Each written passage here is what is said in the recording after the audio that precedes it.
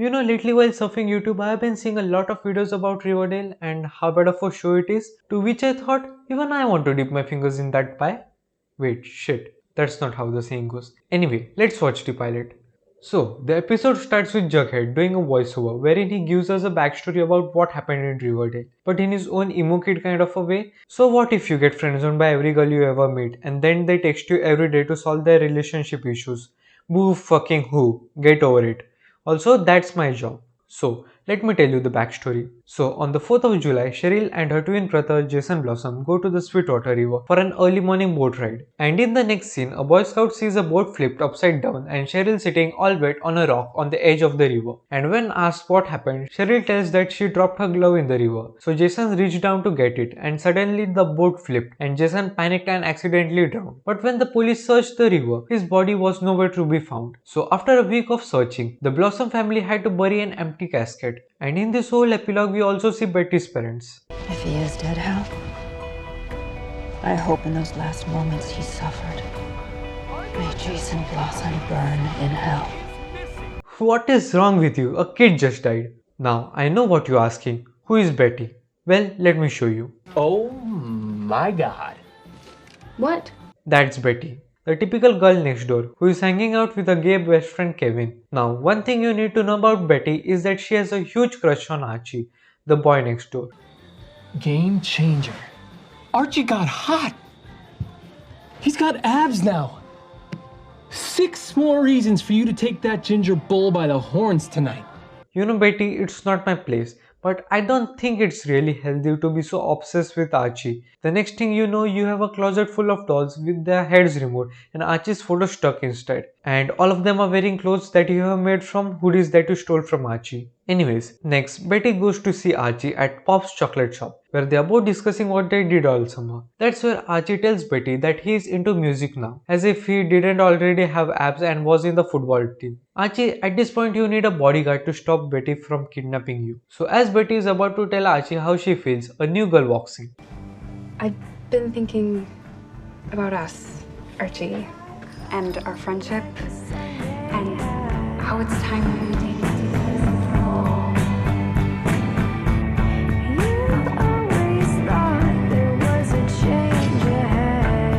So that's Veronica, who is new in town. Now a few things you need to know about Veronica is that firstly she has daddy issues, but you don't have to worry about it till the second season. And secondly, she likes to give pop culture references which no one understands. So the next day we see Betty talking to her mother. Remember her? She tells her all about keeping her grades up and not talking to boys with red hair.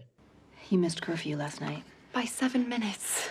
I was with Archie, who has red hair, yes, but is nothing like Jason Blossom. Those maybe all boys are like Jason Blossom. Yeah, Betty, all of them are the same. Don't believe me? Post a story with a guy on Insta and within 15 minutes you will get a message asking you, who is that guy? And why did you turn 37.56 degrees towards him while taking the pic? Also, is he a Virgo? So, at school, Betty gives Veronica a school tour, where Veronica finds out that Betty is into Archie. Speaking about our boy Archie, following his newly found passion, he goes to meet the band in the school called Josie and the Pussycats. But he gets shot down. Archie, look on the bright side. You can now write a song about the rejections you have faced in life. But now that he can't learn from the Pussycats, he has to go and talk to Miss Grundy, the music teacher. But the problem with Miss Grundy is that... Miss Grundy? Hey. Archie, what are you doing walking in this heat? Building character? Do you want to ride?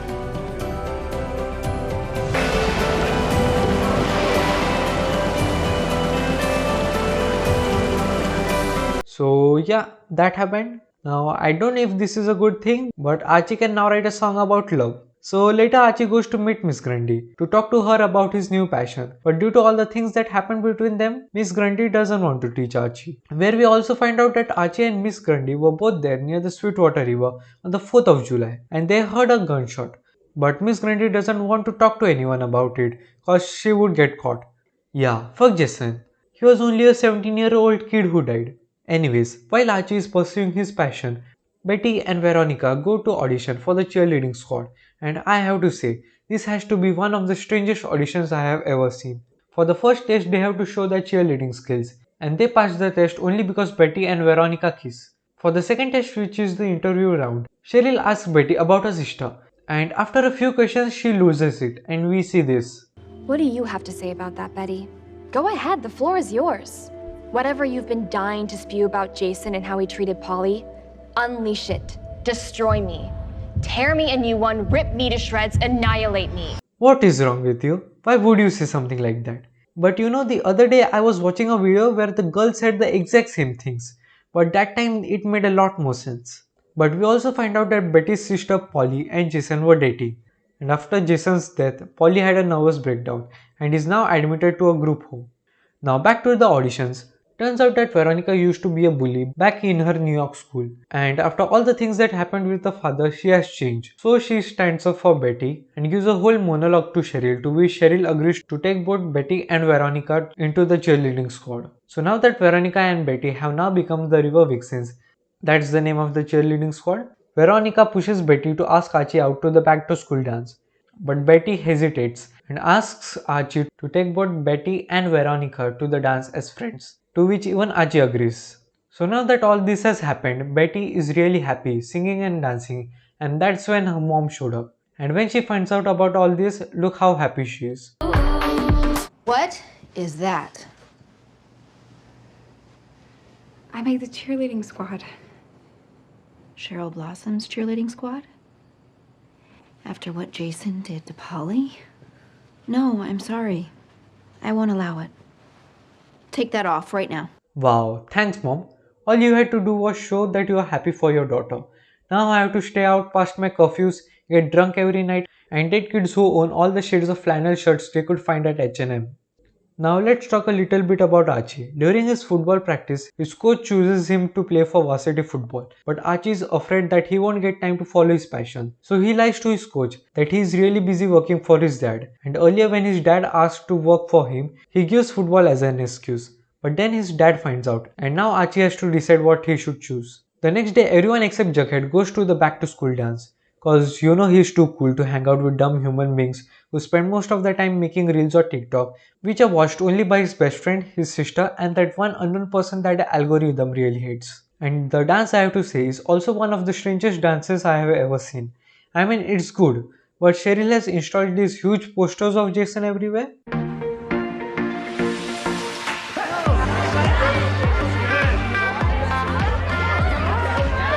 Hey guys, remember me, the guy who died? Oh, don't mind me, just carry on with your dance. And that's not even the crazy part. Later for the slow dance, Cheryl makes everyone dance to the song which Cheryl's mom and dad played when Jason and Cheryl were conceived. I mean, you could have just played the song. We didn't need to know that. Now back to Archie and Betty. Archie strikes a deal with Miss Grundy that she will teach Archie, and instead of that he promises not to bring up what happened during the summer ever again. And afterwards he joins Betty for a slow dance, where Betty finally confesses her feelings. But Archie just wants to stay friends with her. What an absolute mad lad, which leaves Betty heartbroken. And Cheryl sees this, so she invites Archie, Betty and Veronica to her after party, where she plays 7 minutes in heaven, and for Archie, the bottle stops at Veronica. And Veronica, being the godsend she is, decides to go in with Archie, but only because if she didn't, then Cheryl would have taken her place. So in the closet, they start asking each other questions, which starts off innocent but then transforms into, "Hey you got anyone in New York?" "No." "And what about you and Betty? Is there anything going on between you two?" "No, I just friendzoned her during the slow dance." "Okay, now let's lick each other's tongues." And when Archie and Veronica come out of the closet, Betty is gone, and they both realized how much they have fucked up. So searching for Betty, Archie goes to the chocolate shop we saw earlier, where he meets Jughead, who is there completing his novel on the Jason Blossom murder. And seeing Archie, Jughead decides to give him a pick-me-up, which seems hard, but trust me, it's really easy. Wait, let me tell you how to do it. See, what happens is someone tells you their problem, and then you answer by telling them a quote which doesn't relate to their problem at all. Hell, you can even state a few lyrics from a song. But for them, suddenly all the pieces fit together and they find a solution. Works every damn time. Anyways, while all of this is going on, Kevin has found himself a hookup. You know, Kevin, good for you. And of all places, he decides to hook up at the Sweetwater River, where... So, let's start with skinny dipping, and then see what happens? Dude, are you okay?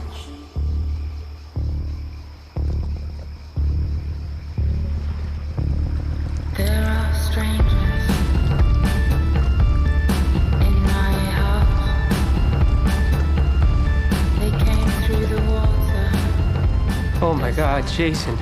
He was shot. So turns out that Jason died because of a gunshot. And then again Jughead does a voiceover in his dark and broody way. Watch the episode to find out what happens next. So that's where the pilot ends. Now I have to say, this show has a really good production design. Even for a TV show they have really focused on the aesthetic, especially that chocolate shop. And I know people say that the story has gone completely bizarre at this point, but I still find myself watching the latest episode as soon as it comes out. Oh, by the way, you can find this show on Netflix, and yeah, I don't think you will regret watching this. Also, none of you asked, but I won't be making any more videos on Riverdale because I don't want to get on Alex Myers naughty list. So yeah, thanks for watching and we'll see you guys in the next one.